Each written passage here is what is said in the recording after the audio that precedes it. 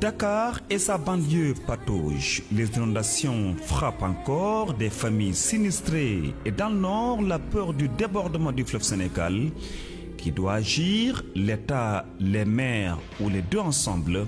Mais la tempête n'est pas que dans les rues. À la mairie de Dakar, le pouvoir veut déloger Barthélémy Diaz. Faut-il s'attendre à des empoignades? Taxawu Sénégal crie déjà un projet funeste. Ce dimanche, Rue Ménage reçoit Amadou Seignan, expert en centralisation, et Maître Djibi Diallo, avocat au barreau de Dakar. Rue Ménage, c'est ce dimanche, 10h-11h, avec Mohamed Ali Moubar sur la radio Futur Média. Abdoulaye Diop à la technique au micro, Mohamed Ali Mouba, mesdames et messieurs, bonjour, merci d'avoir choisi la radio Futur Média. Remue Ménage qui s'installe pour 50 minutes de débat et d'échange autour des grandes actualités de la semaine. Dakar et sa banlieue touche. Les pluies ont encore transformé des quartiers en véritables lacs et les habitants de parcelles assainies de Grand Yoff ou encore d'autres localités qui dénonce le manque de solutions durables. Le ministre de l'Hydraulique, Cheikh Tidiane Dièye, s'est déplacé pour constater de visu les dégâts, allant jusqu'à passer le Premier ministre au téléphone à des populations en détresse. Un an et demi donc après l'arrivée au pouvoir, la promesse d'en finir avec des inondations tarde apparemment à se concrétiser. Ce n'est pas qu'à Dakar, à Tambacounda, à Kédougou ou encore Bakelé et Matam, on retrouve un nouveau débordement du fleuve Sénégal comme l'an dernier. Parallèlement, la capitale connaît une tempête politique. Barthélémy Diaz éjecté de son fauteuil de maire, vous le savez, depuis quelques mois. Le pouvoir de l'élection de maire Pastef apparemment. Taxawu Sénégal parle d'un projet funeste et la tension monte. Dans cette émission, nous allons également revenir sur le Magal Touba, marqué par une participation record de 6 millions de pèlerins. On va évoquer aussi l'affaire Lat Diop, l'ancien déchet de l'ONAS, toujours maintenu en prison malgré une décision de liberté provisoire du juge. Une situation dénoncée par ses proches comme un acharnement judiciaire. Pour en débattre, Amadou Seignan, vous êtes expert donc en décentralisation. Alors en face, vous avez Maître Djibi Diallo, un avocat à la cour barreau de Dakar. Bienvenue. Merci Alimou, je vous remercie pour l'invitation.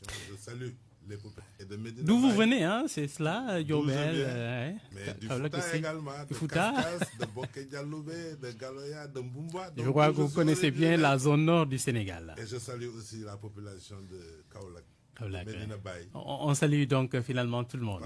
Très bien. De mon guide religieux, Cheikh Abdou Malik Niass. Très bien. Dakar qui patauge, on l'a dit. Comment expliquez-vous que les parcelles assainies ou encore Grand Yoff soient toujours inondées, Amadou Seignan, alors qu'on pensait la question résolue? Merci Alou. Question récurrente depuis une vingtaine d'années bientôt. D'abord, je salue les auditeurs. J'ai dans les coulisses avec lui un grand frère qui a un bon vécu. Plus de 30 ans de barreau, c'est ça? 35 ans. Voilà, je le salue, je lui rends hommage. Je viens comme ça de Touba aussi. Cheikh Thioro Bassirou Mbacké, que je salue. Vous êtes un fidèle mouride. Oui, talibé. Ce qu'on veut être. C'est vrai que ça patauge partout. Même à Touba Mbacké, d'où vous venez, apparemment, les choses sont compliquées là aussi. C'est compliqué. Maintenant, il faut aller au-delà de ce qu'on a l'habitude de faire. Pas de tape à l'œil, pas de communication à outrance. Il faut une restructuration urbaine. Il faut de grandes mesures. La cause principalement, pour exemple, c'est que dans les années 70, il y a eu une sécheresse. Et les gens se sont installés comme pas possible dans les bas-fonds, dans les points bas. Et quand la pluie est revenue... Sans assainissement, hein? Oui. Sans assainissement, plantation des eaux pluviales. Pour la gestion des eaux. Et à cela s'ajoute la construction de routes, la construction des chemins de fer avec le terre, la construction de BRT, toutes choses qui se font sans tenir compte des voies de passage et de circulation de 4 éléments. Le passage des humains, pour l'autoroute à péage, pour le terre, pour le BRT, Je rappelle que vous êtes de Rufisque en un certain moment, toute cette zone-là a été concernée. Saucissonnée carrément. Il y a le passage des humains, le passage de l'eau et le passage des animaux. Aucune infrastructure de circulation ne doit être réalisée sans tenir compte d'un aménagement ou prévoir un aménagement pour le passage. Alors, quelle est la spécificité? Question directe. Quelle est la spécificité des parcelles assainies? Pourquoi ce retour des inondations dans cette zone? Oui, c'est unité 24 particulièrement. C'est là où se retrouve, c'est le point le plus bas. Je ne suis pas spécialiste de ces questions, mais il faut revoir les ouvrages mis en place. Il y a des ouvrages qui ont été mis en place. Oui, parcelle, c'est moins grave à Parcelles 1 qu'à... Même à Grand Yoff, on avait pensé la question résolue, non? Oui, à moitié, parce que dans certaines zones, il reste quelques problèmes. À Dalifort, à Grand Yoff. Aux Parcelles Assainies, c'est la même chose. Vous allez à Kermassar, le problème est à Kermassar Sud, c'est à Pathé, dans certaines zones comme comment dire, Excellence, des zones où véritablement on a des points bas. Allons à l'intérieur du pays, c'est le même. Avant d'aller à l'intérieur du pays, on a entendu Babacar Mbaïnga, un homme de la banlieue qui connaît bien cette zone, peut-être spécialiste d'une certaine façon, en tout cas de la question des inondations, il en parle beaucoup. On l'a entendu dire à la radio que les autorités n'ont pas fait le nécessaire, il n'y a pas eu le curage normal des canaux. Il y a une responsabilité partagée. Vous savez, quand le canal est fermé, ça relève de l'ONAS. L'ONAS ne couvre pas trop bien. Et le réseau sénégalais se lève à la dernière minute. En tout cas, au niveau des municipalités, des territoires, ce qu'on constate comme travaux de curage exercés par l'ONAS, c'est... à partir d'avril, c'est déjà... Des fois, mai ou juin. Ça pose problème. Il faut commencer à partir de quel moment? Très tôt, avoir un entretien permanent. Deuxièmement, pour ce qui est des canaux à ciel ouvert, ça relève des municipalités. Très souvent aussi, le travail ne se fait pas. Il y a des ordures qu'on jette dedans. Oui, il y a le comportement des citoyens, une autre responsabilité. Maintenant, l'État doit mettre en place, avec l'ONAS, avec l'ADEME, l'ADEME a fait un travail à ce niveau, mais le pays n'est pas maillé comme cela se doit. Donc, il faut de gros moyens pour réaliser ces infrastructures-là. Ce pays n'est pas assaini. C'est ça la vérité. Je prends le cas de Rufisque. Le Rufisque est assaini au 5e de son territoire. Ah oui? Au 5e. C'est de l'océan Atlantique jusqu'au... Mais tout le monde sait que quand même l'autoroute à péage, c'est presque vieille ville. Les 4/5 du territoire ne sont pas... C'est une vieille ville quand même. On peut dire la même chose pour Touba, pour Kaolack, c'est encore pire à Kaolack. Pour toutes les grandes villes du pays, le problème d'assainissement se pose. Il faudra qu'on se départisse du populisme, qu'on se départisse du tape à l'œil, qu'on se départisse de la communication à outrance. Les gouvernements qui se sont poursuivis, et malheureusement ce régime actuel, ont toujours versé dans la communication. Une fois, Macky Sall a dit qu'il crée le département pour les problèmes d'inondation. Ce n'était pas ça, on ne règle pas les inondations à travers un découpage administratif.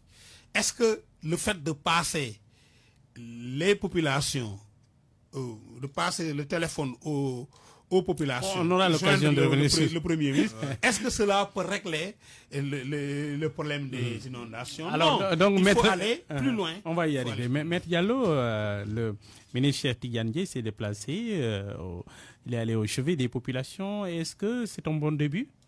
Bon, moi, tu sais, je ne suis pas très fort dans ce genre de débat. Le ministre Cheikh Tidiane Dièye, il a fait ça. Non. Moi, autre vision. Je pars de la définition juste de l'État. L'État, c'est quoi? C'est juste qui s'exerce sur une population établie, sur une population déterminée. Et cette puissance publique, son rôle, c'est d'assurer la sécurité de la population. Vous voyez? Sécurité nationale, sécurité dans la grande acception. Voilà. Le problème des États expliqué, il a dit les causes. Moi, depuis Ouad, j'entends cette explication-là que les populations sont venues... C'est-à-dire, tu peux même... Non. on dit que les populations se sont établies sur des bas-fonds. C'est ça, non? Du fait de l'État.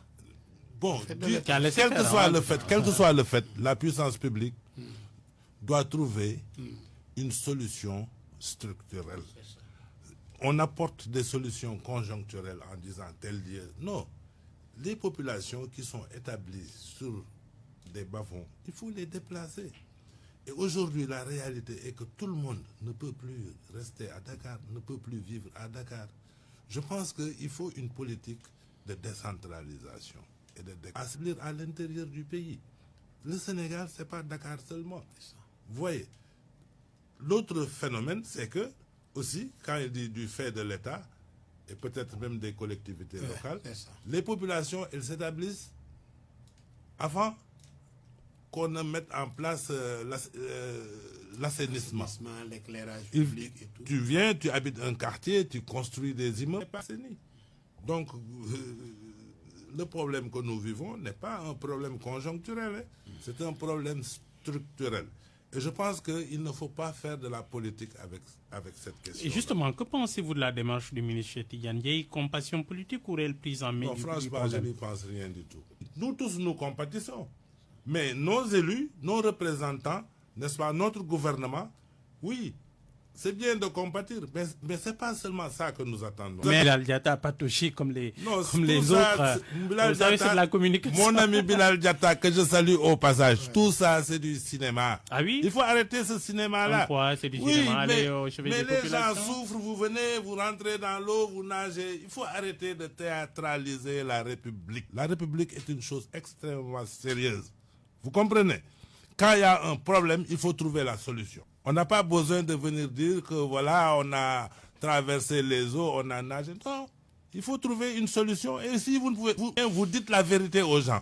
Vous leur dites que là où vous êtes, vous ne pouvez pas rester là. Parce que vous habitez à un endroit où, n'est-ce pas, il y a un bas-fond. Comme ça, on règle le problème. Mais depuis Wade jusqu'à maintenant, moi, je n'ai jamais vu une solution qui a été trouvée. Parce que c'est ça la vérité. Donc, il faut que les gens ils reviennent à la raison et qu'on se regarde dans les yeux et qu'on se dise la vérité.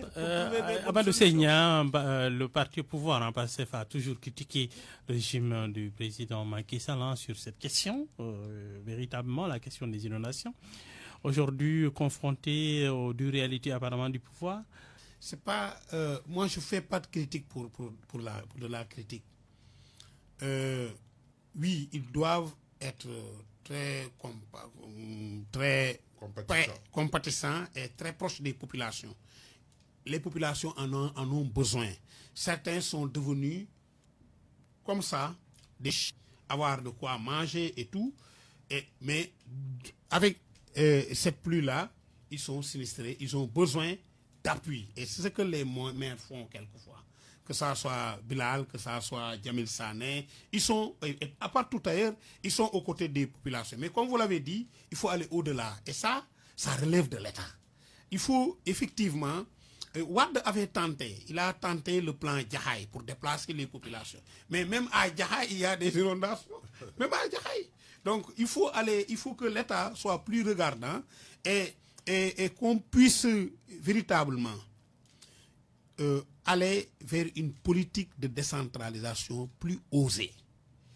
Pour régler leurs problèmes, il faut venir et s'installer à Dakar. Mais là, avant d'aller vers la décentralisation, peut-être pour chercher à régler le problème, mais est-ce qu'il ne faut pas peut-être trouver les voies et moyens aujourd'hui de régler la question des inondations à Dakar? Chercher les bas-fonds, maîtriser l'eau, parce que l'eau, ce n'est pas une fatalité. L'eau n'est pas une fatalité. Il faut, et ça existe, les compétences existent dans ce pays, l'État doit trouver les moyens humains, logistiques et financiers. Quand on lui a dit quelle est la première priorité du Sénégal, il a dit c'est l'eau. La deuxième, il dit c'est encore l'eau. La troisième, il dit c'est toujours l'eau. Mais nous devons maîtriser l'eau. On ne peut pas avoir le fleuve et des problèmes avec l'eau. Il faudrait que, du point de vue des politiques publiques, qu'on réfléchisse sur la maîtrise de l'eau. Comme on dépense beaucoup d'énergie sur les questions politiques électorales. Faut-il un nouveau modèle de gouvernance? Absolument. Les inondations avec plus de pouvoir donné aux collectivités territoriales. Oui, mais c'est d'abord l'État. Peut-être les pôles territoires pourront ne pas une commune seulement. Le problème des inondations à Dakar, c'est un problème intercommunal qui touche par exemple à Yara, à Dalifort, tous ces eaux-là peut-être viennent d'autres communes. Vous allez à Rufisque, l'eau qui va d'autres communes qui sont un peu dans la façade dorsale de Rufisque. Donc, c'est des problèmes intercommunaux que je trouve doivent être réglés par une autorité, en tout cas supracommunale. Faut-il confier ça? Je trouve qu'il faut des entités beaucoup plus fortes, avec beaucoup plus de moyens, mais que l'État soit central, que l'État définisse la politique, que l'État... Non, oui, on va me dire que ça existe aux États-Unis, ça existe dans les pays développés. Quand il y a un fléau, encore que nous devons anticiper, nous devons bâtir une stratégie de résilience qui nous permet justement de tenir quand ces fléaux arrivent. Au Fouta, aller et anticiper cela, préparer, mais malheureusement, les populations vont vivre le même problème cette année. Justement, Tambacounda, Kédougou, Matambaké, la crainte des crues des fleuves Sénégal et Gambie, a-t-on, Maître Diallo, sentez-vous que le pouvoir en place depuis qu'il s'est installé a des politiques d'anticipation? Est-ce que vous sentez que ce qui est arrivé l'année dernière pourrait nous arriver encore? J'avais même noté, il n'y a pas d'anticipation. Aujourd'hui, le problème, il est là. Il faut trouver une solution. L'année dernière, on se souvient, Bakel était carrément englouti, une bonne partie. Matam, les populations... Je faisais partie même des avocats de M. Bougane Gueye Dany. Qui était allé porter qui voulait partir à Bakel, voilà. aux populations. Non, moi je vous dis, le problème il est là. Ça ne sert à rien de pinailler sur ce problème. Il faut trouver une solution. La solution, pour moi, il n'y a pas deux solutions. Parce que l'hivernage ne vient que de commencer. Et l'hiver, on va aller crescendo. La NACIM a alerté, voilà. Les pluies sont donc moi encore, je pense que la solution, il faut déplacer les populations qui sont sur ces bas-fonds. Ça c'est le premier acte que l'État doit faire. Le deuxième acte, voir comment, n'est-ce pas, maîtriser l'eau, comme il l'a dit. Vous voyez. Mais on ne peut pas trouver une solution autre que celle-là, tout de suite là. Mais il faut trouver un moyen de soulager les populations. Vous laissez les populations là-bas, il pleura demain, après-demain, leur situation va être pire. Vous comprenez? Donc, il faut faire ça.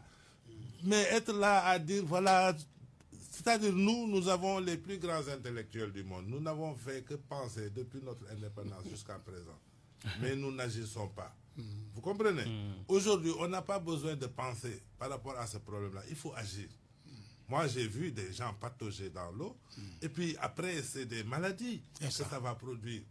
Vous comprenez? À Touba, même à Diourbel, il y a des inondations. À Diourbel, ce qui s'est passé, la mairie a construit des cantines, mais sur la rive du fleuve. C'est ce qu'on appelle les rivières mortes du Sine et du Saloum. Et aujourd'hui, la rivière est en train de revenir. Vous comprenez? Ce qui fait qu'il y a des maisons, n'est-ce pas, qui sont devenues inhabitables, n'est-ce pas? Le fleuve, il est là, mais ça produit des maladies. Vous comprenez? Donc l'État doit trouver des solutions objectives et fortes. La première solution, c'est de déplacer d'abord les populations, ensuite voir comment régler ce problème des inondations. Alors, Amadou Seignan, le Sénégal condamné à cette fuite en avant, il n'y a pas beaucoup de politique d'anticipation? Bon, je ne vais pas mettre une croix sur ce que font certaines structures qui se décarcassent jour et nuit. Il y a des agents de l'État qui sont sur le terrain jour et nuit. Ce n'est pas les agents de l'État qui doivent être sur le terrain. Ce sont les entreprises qui doivent régler ce problème. Oui, pour la supervision. Non, c'est-à-dire aujourd'hui, ce qui se passe, Balmarek, pour régler ce problème, ce n'est pas le ministre ou bien son directeur de cabinet ou le président de la République ou bien le Premier ministre qui lui-même va régler le problème. Ce qui va régler le problème, ce sont les entreprises, l'armée, le génie militaire, le génie civil. C'est eux qui vont régler le problème. Je parlais de ces gens. Ils sont en fait sous la commande de l'État. Et il y a des superviseurs, mais toutes ces entreprises sur le terrain, effectivement, font leur job. Les orientations sont-elles bonnes? Les stratégies ont-elles été bien? Est-ce qu'il y a des entreprises sur le terrain? Oui, il y en a. Il y en a à Kermassar, il y en a à Rufisque, il y en a un peu partout. Mais les moyens sont dérisoires, encore une fois. La stratégie est à revoir. Il y a eu un plan décennal. Oui. L'année passée, il y a un conseil interministériel sur les inondations. Chaque année, il y a une très bonne production. Comme il dit, les actions ne suivent pas. En tout cas, même si elles suivent pas à temps. Il faut anticiper cela. Il faudra effectivement que l'on mette à contribution tous les Sénégalais sur cette question. Et pour moi, de politiser l'affaire, qu'on prenne au moins une année sabbatique sur cette question-là et travailler pour que la question des inondations, quitte à faire une restructuration urbaine. Et Bassirou Diomaye doivent-ils se rendre sur ces quartiers inondés pour... Ils savent ce qui se passe. Ils savent. Tous ces problèmes-là sont connus de l'État. Ils savent. Ce qu'il faut, c'est agir. Ce qu'il faut, c'est prendre des mesures courageuses. Parce que sans le courage... L'année dernière, Bassirou Diomaye a survolé les... Oui, il faut déplacer. Inondés, Wade l'avait fait, je le rappelle, je l'ai rappelé tout à l'heure. Macky Sall aussi, pendant son magistère, finalement... Oui, il faut déplacer les populations. Il faut déplacer les populations. Mais pour aller plus loin, il faut faire une bonne politique de décentralisation. Que les gens ne pensent pas que tout doit se régler à Dakar. Oui, tout se règle à Dakar. Qu'est-ce que la mairie peut faire pour accompagner peut-être l'État central? Soulager les populations. En quoi faisant? Soulager les populations, mais les communes ne peuvent pas régler cela. C'est-à-dire donner un peu de riz, d'huile. Soulager. Dans le curage, oui, ils ont une responsabilité. Les communes ont des responsabilités dans le curage, mais en réalité, c'est une question nationale. On ne peut pas, pour moi, imputer cela à une commune ou à une autre, mais c'est au niveau étatique que le problème doit être pris en main. La ville de Dakar ne peut pas aider certaines... Non, elle a à faire.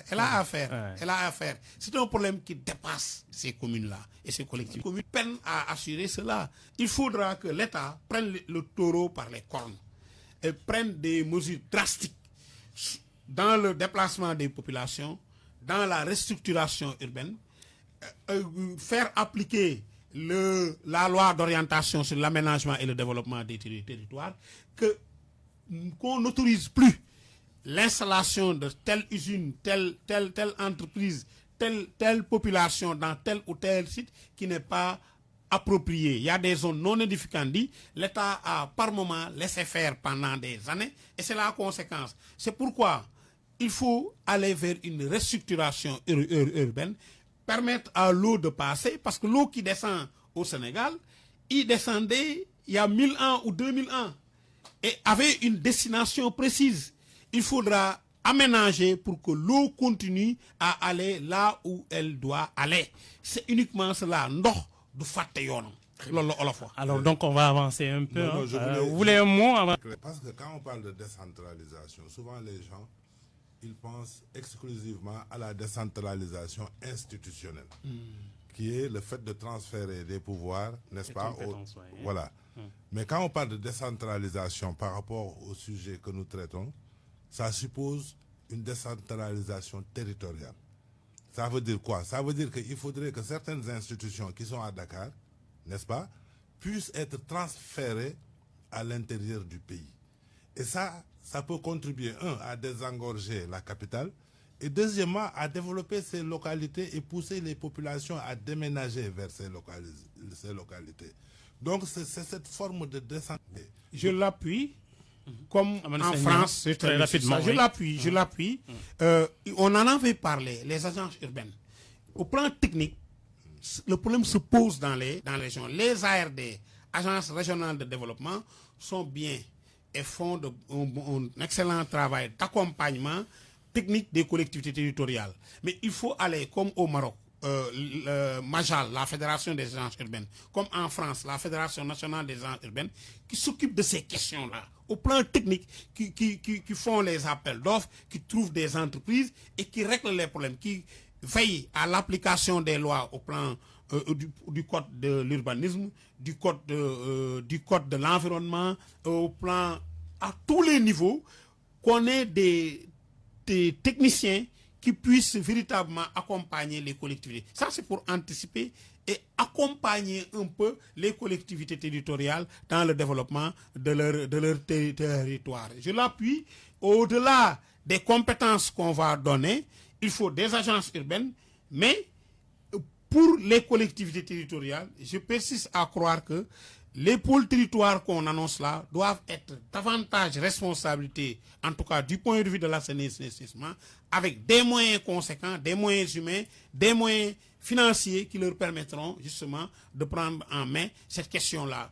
Il n'est pas possible à l'État du Sénégal de régler cette question à partir de Dakar partout au Sénégal. Alors, donc on va avancer un peu avec la mairie de Dakar qui, on dira, est sous tension, le pouvoir qui veut remplacer Barthélémy Diaz dans les prochains jours, élection de nouveaux maires. Alors, question pour vous, Maître Djibi Diallo. Le remplacement de Barthélémy Diaz est un acte de droit ou politique selon vous? Non, tout à l'heure, j'étais en train de discuter avec M. Nian, parce que moi, j'étais un peu surpris qu'on puisse le remplacer, alors qu'il y avait une procédure qui était pendante devant la Cour suprême. On a entendu à ce sujet le ministre des collectivités territoriales, Moussa Bala Fofana, soutenir dans les journaux de ce samedi que c'était pas suspensif. Non, vous savez, quand on est un homme d'État, quand on gère un pays, on doit avoir une posture républicaine. Vous voyez? Vous savez, le droit, c'est vrai que c'est une science, parce qu'il y a des lois écrites, mais c'est également un art. Vous voyez, ce qui fait que lorsqu'il y a des circonstances qui se présentent, n'est-ce pas, il y a également des règles de droit ou des postures qu'on devrait avoir. Moi, je pense que c'est inélégant, n'est-ce pas, alors qu'il y a une procédure qui est pendante devant la Cour de cassation, n'est-ce pas, et que si jamais Barthélémy Diaz gagner cette procédure, il pourrait revenir et reprendre son mandat, et qu'on essaie de faire un forcing pour organiser des élections pour avoir un nouveau maire.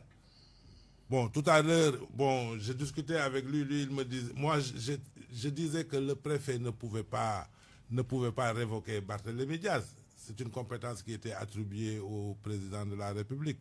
Mais il me dit que ce cas-là, lui, il pourra plus développer peut-être pour que je puisse rebondir. Il me dit que le cas de Barthélémy Diaz, ce n'est pas une révocation, c'est une démission. Vous voyez? Bon, j'ai dit démission, pourquoi? Barthélémy n'a pas démissionné. Pourquoi le préfet, n'est-ce pas, aurait-il le pouvoir de le démettre? C'est la loi. La loi, elle dit quoi? De ce point de vue, pourquoi le préfet a-t-il le pouvoir de démettre Barthélémy Diaz? Moi, c'est la question que je me pose. Parce que normalement, le préfet, il a des pouvoirs, mais c'est dans certaines circonstances. Est-ce que le cas de Barthélémy Diaz, n'est-ce pas, rentrait dans ce cadre, dans le cadre de compétences? C'est ça. En fait, Amadou Seignan, oui, peuvent être suspendus, peuvent être révoqués, peuvent démissionner volontairement. Pour la révocation, c'est un peu le Code général qui règle ça à travers les articles 135 et 140 du Code général qui prévoit la révocation. Quand un élu, un maire ou un conseil est condamné pour crime, il est révoqué par décret, c'est le président. Quand il commet un certain nombre de fautes, les faits sont énumérés au niveau de l'article 140 sans que la liste ne soit limitative. Il peut être aussi révoqué. Maintenant, la démission peut être volontaire. Et une fois, je peux citer le cas d'Aïmirou Nying à Marina Dakhar, qui était maire, qui a démissionné. Ousmane Sonko était maire de Ziguinchor, il a démissionné. et l'autre, Birame Souleye, était maire, il a démissionné. Pas mal de conseillers municipaux ont démissionné volontairement. C'est leur fait. Par simple lettre. Maintenant, ils peuvent être démis par le préfet ou le sous-préfet quand ils sont dans un cas d'inéligibilité. Et là, c'est le code électoral qui règle cette question. Maintenant, la question qui est posée ici, est-ce que Barthélemy est dans un cas d'inéligibilité?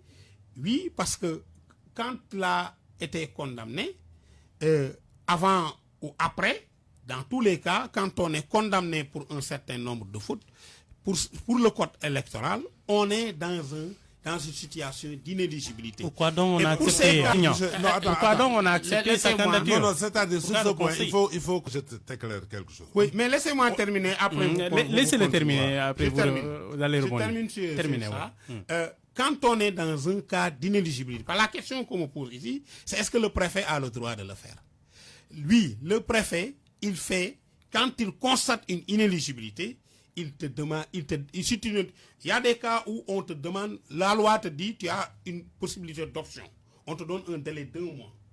Je donne un exemple. 2 frères investis sur une même liste, s'ils passent et qu'on le constate, s'ils ne démissionnent pas, laissez-moi terminer, mon frère. Tu te trompes, parce que il faut que... Non, carrément. Je ne me trompe pas, laissez-moi terminer. Vous vous trompez, 2 frères qui sont là, c'est pas un cas d'inéligibilité, c'est de l'incompatibilité. Attendez, je donne des exemples. Je donne des exemples d'inéligibilité et d'incompatibilité, là où le préfet peut faire démettre. Oui. Je donne ces exemples. Donc, laissez-moi terminer, s'il vous plaît. Très rapidement, s'il vous plaît. Donc, ce qui peut arriver, pour que le préfet puisse intervenir et demander à un élu de se démettre, ou avant qu'on ne le démette, c'est les cas que je donne. Donc ce cas-là, c'est par exemple quand 2 frères sont dans un même conseil, sur une même liste, si ça passe, la loi dit, au bout d'1 mois, s'il ne démissionne pas, le préfet fait démissionner le plus jeune. Quand un élu, maire ou conseiller, se trouve dans un cas d'inéligibilité, je dis, se trouve dans un cas d'inéligibilité, le préfet peut le faire démettre, c'est ce que je dis. Et ça, c'est la loi. Non, je vais vous expliquer. Voilà. On ne peut pas parler Maître Djibi Diallo. On ne peut pas parler d'un cas d'inéligibilité pour une personne qui a déjà été élue. Déjà, ça, sur le plan des faits, pour être factuel, on ne peut pas, n'est-ce pas? Et s'il est condamné? Non, laissez-moi terminer. C'est là où je vais en venir. Une personne qui est candidate, dont la candidature a été actée, qui a été élue au suffrage universel direct, qui a exercé son mandat pendant 2 ans, n'est-ce pas? On ne peut pas dire que ce gars, il est dans un cas d'inéligibilité parce qu'il est déjà élu. Il est déjà passé. Et s'il commet un crime, sa candidature est passée. Je vous explique. Tout à l'heure, je vous disais que le droit, c'est une science et un art. Vous comprenez? Si les faits pour lesquels, n'est-ce pas, il aurait dû être inéligible, sont antérieurs à son élection et qu'il a été élu, on ne peut pas se prévaloir de ces faits pour dire que ce gars, il est inéligible. Maintenant, il se peut qu'un maire qui est élu en cours de mandat, n'est-ce pas, qu'il soit condamné en cours de mandat. Voilà. Attention, ça, ce n'est pas un cas d'inéligibilité parce qu'il a déjà été élu, n'est-ce pas? Mais parce qu'il est condamné, n'est-ce pas, d'une peine infamante, n'est-ce pas, on met fin à son mandat. Ce n'est pas la même chose. Donc, nous, ça nous est arrivé. Du maire a démissionné de la mairie et Aminata Tall a démissionné. Donc, dans le cas concret de M. Barthélemy Diaz, il est mêlé avec la justice. Il a fait l'objet. Mais c'est antérieurement. Sa candidature a été... Non, ça ne devait pas... Il y a beaucoup de choses qui ne devaient pas être faites dans ce pays et qui ont été faites. Et ce n'est pas pour Barthélemy Diaz seulement. Il faut dire la vérité. Vous écoutez que tout est parti d'une lettre de Baïna Gueye, par Gueye, un électeur de la commune de Bek, qui a saisi le préfet pour acter à l'époque. Aujourd'hui, on peut faire du... disant, voilà, c'est cela. Mais, mais je suis ce qui se passe dans ce pays. Vous comprenez? Avant... Le Premier ministre défendait Barthélemy Diaz parce qu'il vouloir reprendre son mandat. Ça, tous nous l'avons vu. Mais quand ils se sont séparés, n'est-ce pas, à partir des élections présidentielles, ils sont en guerre. Vous comprenez? Les droits qui disent non, c'est pas ça. Barthélémy Diaz, même si on était dans le terrain politique, on doit faire preuve d'élégance. L'élégance républicaine aurait voulu que, tant que la Cour suprême ne s'est pas prononcée sur le cas de Barthélémy Diaz, mais même pour la Cour suprême... Elle se fera, on le sait, donc dans quelques... Je ne suis pas un conseil municipal, je suis de la politique. Oui, ouais. Depuis près de 15 ans dans les questions politiques de cette radio. C'est pourquoi quand vous dites que c'est... mais les faits sont là. Est-ce que Barthélémy défendu par Ousmane Sonko? Je dis, si prononce pas. Mais si. Mais parce que aussi, si vous nous prononcez... Pour parler de là, je vis ça avec vigueur. C'est la peine. Et ça, quand on convoque... Oui, mais là, quand les décès démissionnent ou est révoqué, on revient à là. C'est que ce sont les conseils qui élisent le maire. Qui est mieux placé là? Bon, là, je saurais le dire. Moi, j'habite Rufisque. Sincèrement, je ne peux pas me prononcer. Les conseils municipaux et les auditeurs je les connais presque tous. Ouais. Mais je ne peux pas me prononcer. Expliquez-nous. Sincèrement, je ne peux pas. Parce que vous savez... Les jeux se feront entre qui et qui? Il y a Lou, il y a le Benno, pas trop. Je veux que vous nous analysiez. Je peux dire, c'est comment ça va se faire. Non, ça... la parité, par exemple, technique. Il est homme, le maire est homme. Le bureau sera... Mais si c'est un homme, le bureau, est-ce qu'il peut être candidat? Oui, il a l'égale dignité. Ça, je ne sais pas, sincèrement. Ah oui. Maire qui se pose des questions. Conseillers qui ont été 2, 3, ça dépend. Et qui représentent là, supposons, je prends Gorée. Le maire de Gorée est candidat. Ils ont un représentant ou deux à la ville. Il est élu. Maire de la ville. Le maire de Gorée est remplacé par un autre maire. Alors qu'ils avaient 2. Donc, Augustin a 100 conseillers. Son remplaçant est conseiller municipal. C'est des problèmes qui sont posés au niveau de la ville de Dakar. On a traité ça pour ne pas que Dakar ait 101 conseillers. Le problème ici, pour le régler, c'est que obligatoirement, Gorée n'aura que 2 représentants. Donc le maire qui est déjà élu à la ville et celui qui est devenu maire pour respecter le quota de 2 représentants de la commune de Gorée. C'est des questions comme ça sur lesquelles je peux me prononcer, mais qui est plus fort, qui est plus faible, qui est candidat. Vous connaissez les conseils, vous connaissez le nombre de conseils affectés à chaque parti. Non, je n'ai pas cherché ça. Je ne sais pas le dire quand mon grand frère Alunmar est parti. Je ne pouvais pas savoir qui de Assougay, des autres qui ont été en liste, devaient être élus. Généralement, comment ça se fait? Je ne me suis pas prononcé et je n'avais pas de position. Et généralement, c'est des achats de conscience qui déterminent un peu le vote? Je n'ose pas le dire. Expliquez-nous un peu. J'ai été élu. Un conseiller n'est pas achetable. Un conseiller. On ne peut pas acheter un conseiller municipal. J'ai toujours dénoncé ça. On ne peut pas influencer son vote? Oui, les influences existent partout. Les jeux d'alliance existent partout. Les intérêts sont omniprésents dans le jeu politique. Ça, on ne peut pas le nier. Maintenant, c'est à eux de se déterminer. L'essentiel, c'est qu'on installe, qu'on sorte Dakar dans l'intérimaire, le statut intérimaire là. Parce que ce qui est grave, c'est que les postes que Dakar devrait occuper à l'international sont suspendus. Et on risque de les perdre. Mais il ne fallait pas mettre Dakar en intérimaire. C'est aussi simple que ça. Alors, moi, tu sais, je ne suis pas très fort en analyse politique. Puis je ne sais pas comment ça se passe. Peut-être que lui, il pourra le dire, lui qui travaille à l'Assemblée nationale. Mais moi, j'ai des bribes d'informations par rapport à ça. Mais je ne suis pas vraiment très fort. Les achats de conscience... Non, franchement, ça, je n'en sais. Moi, j'ai l'humilité. Quand tu me poses une question à laquelle je ne peux pas répondre, je te dis je ne réponds pas à cette question. Franchement, ça, j'en sais. Alors, c'est une question facile entre nous. Mais quand tu me poses une question juridique ou bien autre chose par rapport à la stratégie de développement, là, je peux revenir. Ce qu'il faut, c'est qu'ils sachent que mais les stratégies politiques, les mandats qu'ils restent, je ne suis pas fort dans ça. Ne leur appartient pas. Un conseiller, quand il est élu, il doit savoir, oui, le mandat impératif est interdit. Il n'est pas redevable à son parti. Mais ils doivent agir selon leur conscience.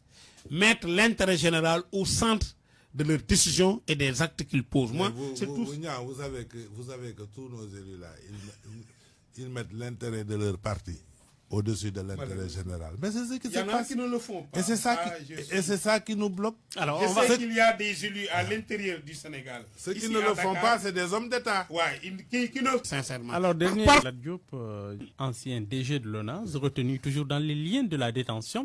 Alors, Maître Djibi Diallo, et on a lu aussi dans les journaux ce samedi que le procureur de la République a fait un réquisitoire supplétif pour le maintenir davantage en prison.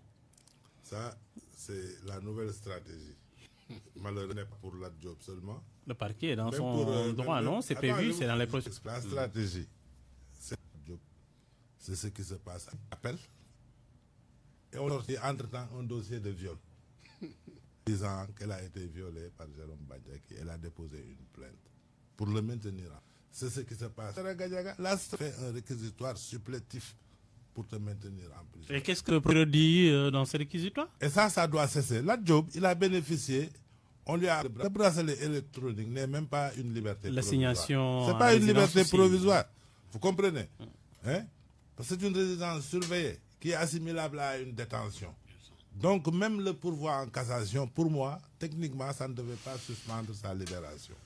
La énième fois que ça arrive. C'est le cas également pour mon neveu, M. Rien à la douane. Et l'État lui doit de l'argent. Voyez-vous, il ne doit pas un seul franc à la douane. Parce que le rapport d'expertise, je dis, mais et les importateurs ont été hydroalcooliques. Sur ça. Et justement, qu'est-ce que vous entendez faire? Parce que apparemment, Lat Diop ne sortira pas de prison. Au départ, vous voyez, quand lui, il dépose une plainte contre vous, c'est parce que vous êtes des privés. Au départ, on parlait de corruption, mais pour sauver le gars, on transforme le délit, on parle d'extorsion de fonds. On dit que Lat Diop a fait une extorsion de fonds. Et quand on s'est rendu compte que le dossier est vide et qu'il y avait réellement, je dis même pas contestation sérieuse, mais qu'il n'y avait rien de ce chef d'inculpation, parce que normalement, entre deux, le paiement par la LONASE, si on avait ressorti quelque part dans le compte de la LONASE, n'est-ce pas, une écriture qui fait transiter de l'argent du compte de la LONASE vers le compte de Lat Diop, on peut le dire, mais rien de tout cela. Alors, que comptez-vous faire? Parce qu'apparemment... Mais nous, on va se faire, excusez-moi du terme, on va se battre là que ça, et ça c'est notre métier, nous battre, négaler ce qui se passe. Hein? Parce que ce qui se passe dans ces dossiers-là, je dis que c'est extrêmement grave. Parce que la liberté dans un pays, elle est sacrée. Et quand notre droit, notre constitution consacre la présomption d'innocence, ça veut dire que la liberté d'abord. On ne peut pas arrêter des personnes et aller chercher des preuves. Avant d'arrêter la personne, il faut rassembler l'ensemble des preuves, des éléments, n'est-ce pas, que vous pouvez, n'est-ce pas, prendre contre lui. Amadou Seignan, Lat Diop a accordé la liberté provisoire, mais le parquet s'y est opposé radicalement, c'est la énième fois que ça arrive. Alors, faut tout seulement. Mais moi, je pense qu'il faut... J'ai des raisons personnelles de parler de Lat Diop. Son père, il faut... Donc, personnellement, je pourrais parler de lui. Mais les sujets que nous traitons là, on a de Wade. Cela a donné ce qu'a donné. Il ne faudrait pas que le régime actuel verse dans ces pratiques. Qu'on essaie, autant que je suis pour la reddition des comptes, je suis pour une gestion transparente de nos deniers publics. Et les hommes politiques appartiennent pas. Nos niveaux doivent s'exercer.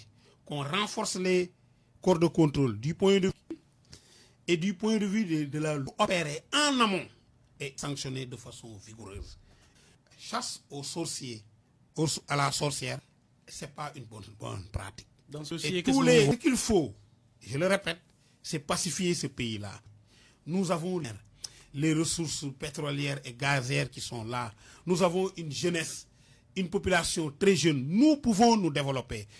Juste faudrait-il que départisse de certains sujets qui nous prennent trop de temps et trop d'énergie. C'est vrai que pour nous autres consultants, on gagne un peu avec ça. Pour les avocats, on gagne un peu avec ça. Les hommes politiques à rester beaucoup plus sereins. Il a parlé d'élégance à plusieurs reprises dans ces... Il s'agit de cela. Qu'on ait un gentleman agreement. Pas une complicité, pas une compromission, mais un consensus sur la construction de ce pays-là, un consensus sur certains sujets, qu'on puisse avancer ensemble. On va clôturer peut-être quelques secondes. Oui. Quand on parle de deniers publics, qui gère les deniers publics? L'État. C'est l'État. Ou deniers publics, c'est pas au Trésor et dans l'administration fiscale. C'est ça. Inspecteur des impôts qui a été inquiété. Tu ne peux pas faire un détournement de deniers publics s'il n'y a pas la complicité d'un fiscaliste. C'est pas le cas de Lat Diop, c'est le cas des actions de malfaiteurs. Pourtant, un État, tu as des moyens d'investigation qui te permettent de trouver les associés des malfaiteurs qui ont détourné des deniers publics. On arrête des personnes individuelles, on corse leur dossier pour leur maintenir en prison, on cherche des preuves qui n'existent pas. Ça doit cesser. Très bien. Alors, donc, nous avions dans ce studio Maître Djibi Diallo, avocat à la couronne des avocats de Lat Diop, c'est cela? Oui, de Lat Diop, de Jérôme Bandiaki, de Sadimba, et puis de Abdounger, de Badara Gadiaga. Regarde, n'est-ce pas, pour diffusion, que ce dossier ne tient pas, on lui sort une histoire de transfert d'argent qui ne tient pas la route. Il faut arrêter ça. D'accord. Ça, ce sont nos neveux et nos enfants. Nous pensions qu'ils seraient meilleurs que nos pères. Très bien. Djibi Diallo, qui est donc Amadou Senia, qui est expert en décentralisation. Merci à tous les deux d'être venus. Permettez-moi de présenter mes condoléances au Rufisquois, avec notre frère et ami Koutaï, Maïfal du groupe Bambadji Fall, qui a il émerveillé était très la proche de jeunesse. moi. J'étais dans le 90, groupe en off, et on a perdu un grand monsieur, un grand artiste qui nous aimait tous, et Bambadji Fall, et à toute la communauté artistique, particulièrement à Baba Mal, parce que Koutaï, c'est Baba Mal 2. Il a remporté le premier prix d'imitateur de Oscar des vacances, la première édition en imitant Baba Mal. Merci beaucoup. Mais je me joins à ces condoléances parce que plusieurs fois ils sont venus à Diourbel se produire à travers des concerts que moi-même j'organisais. Moi, je travaille beaucoup avec les artistes. Maintenant, je me joins à ça et je présente également mes condoléances à Mazaka, qui est le frère d'un des membres. Il y a Kéman, Rijal, Viejé, Sidi Diop qui est en Espagne, Mamgour et mon ami l'UNICEF Haïti. Donc, paix à son âme. Merci à nos deux invités, Amadou Senia, expert en décentralisation, et Maître Djibi Diallo, avocat à la Cour.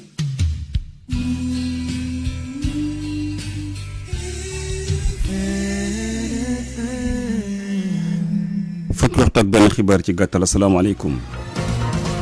yoonu Mbour Sandiara dal di am niki démb ñaari accident ba sax waral ñeent bakkan dal di ci xott juróom-benn am ci ay gaañu-gaañu métti mu ngi am sax diggante Sandiara ak Thiadiaye.